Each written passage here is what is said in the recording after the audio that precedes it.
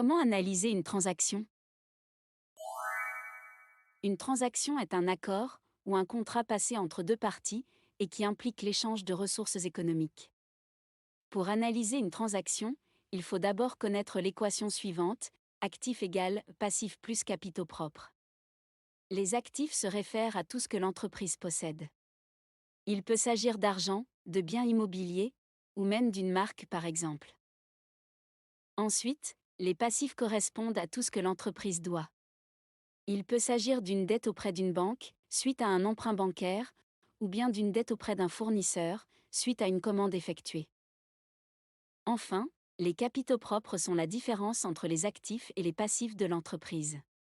Ils nous communiquent la valeur de l'entreprise, autrement dit, ce qu'elle possède réellement. Ainsi, les capitaux propres sont composés du capital de l'entreprise, moins les retraits d'argent du propriétaire, plus les revenus générés par la vente de produits ou services, moins les dépenses générées par la vente de ces produits ou services. Dans la première transaction, Tom démarre son entreprise appelée Bibetter et investit 60 000 € dans celle-ci. La transaction fait intervenir deux éléments.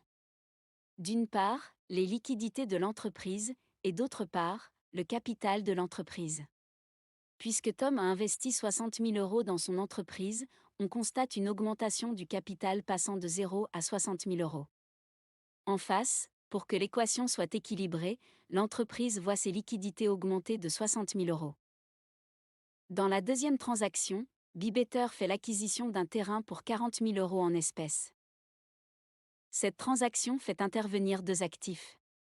D'abord, les liquidités. En effet, l'achat du terrain entraîne une sortie d'argent de 40 000 €. Il reste alors 20 000 € à l'entreprise, et en contrepartie, celle-ci est désormais propriétaire d'un terrain d'une valeur de 40 000 €. Ensuite, Bibetter achète pour 1 000 € de meubles, avec la possibilité de payer dans 30 jours. D'une part, l'entreprise se retrouve propriétaire de meubles d'une valeur de 1 000 €. D'autre part, étant donné qu'elle n'a pas payé comptant, c'est-à-dire dans l'immédiat, l'entreprise a une dette de 1 000 € envers le fournisseur. Dans la transaction numéro 4, Bibetter vend un lot de produits à un client pour 11 000 €. Dans cette transaction, sous la catégorie des capitaux propres, ce sont les revenus de l'entreprise qui augmentent de 11 000 €. En face, sous la catégorie des actifs, l'entreprise voit ses liquidités augmenter de 11 000 € et possède à présent 31 000 € d'argent en liquide. Cinquième transaction, Bibetter vend pour 6 000 € de produits à un client, en lui offrant la possibilité de payer dans 30 jours. Étant donné que l'entreprise a livré le produit, mais n'a pas encore perçu l'argent, celle-ci détient une créance d'une valeur de 6 000 €, qui prouve que le client a une dette envers l'entreprise. De l'autre côté de l'équation, l'entreprise voit ses revenus augmenter de 6 000 €, soit jusqu'à présent un revenu total de 17 000 €. Dans la sixième transaction, Bibetter paye 4 000 € de loyer et 2 200 € de salaire.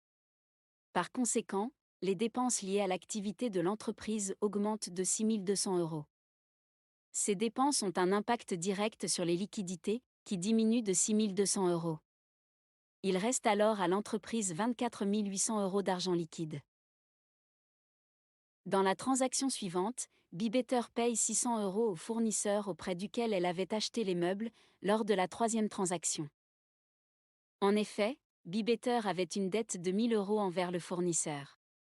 En payant la somme de 600 € auprès de son créancier, elle vient réduire sa dette à hauteur de 400 €.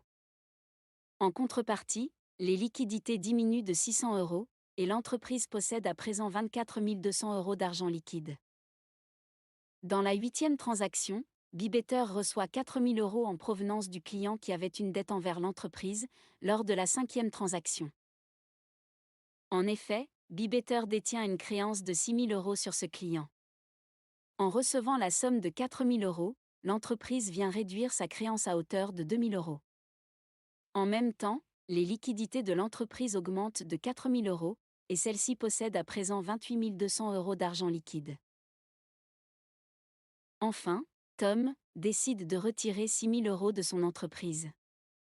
Par conséquent, les liquidités diminuent de 6 000 euros, soit un total de 22 200 euros d'argent liquide détenu par l'entreprise. De l'autre côté de l'équation, sous la catégorie des capitaux propres, ce sont les retraits qui augmentent de 6 000 euros. Ainsi, on constate que la somme totale des actifs de l'entreprise est égale à la somme totale des passifs et des capitaux propres, soit 65 200 euros de chaque côté.